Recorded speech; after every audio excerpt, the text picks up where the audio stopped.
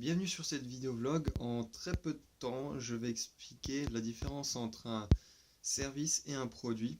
Nous sommes dans une ère de transition depuis pas mal d'années où les entreprises vendaient avant des produits et maintenant passent vers un nouveau système de vente où on vend plus que des services.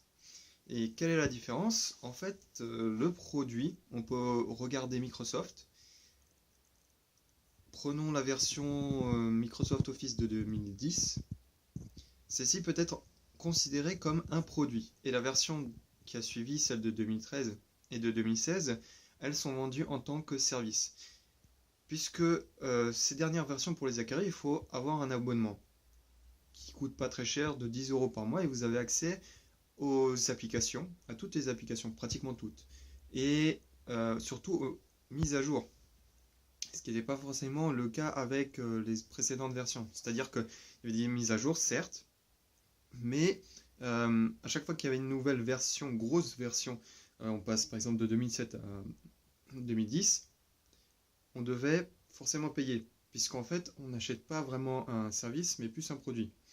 Chez Adobe, c'est pareil, vous regardez les versions CS6, passage du CS6 à CC, leur méthode de vente a aussi changé, c'est-à-dire qu'avant ils vendaient des produits, par exemple 1000 € la suite logicielle, et maintenant il y a un abonnement, vous payez je crois 30, 40 €, 50, et vous avez accès à quasiment toutes les applications Adobe par mois, et la seule chose que vous devez faire, c'est juste d'avoir cet abonnement et vous avez accès à tous leurs produits, leurs services, tout ce qui suit derrière aussi. Pas seulement les applications, mais les forums, le service après-vente, toutes les nouvelles applications qui vont débarquer qui n'existent pas encore, seront automatiquement intégrées.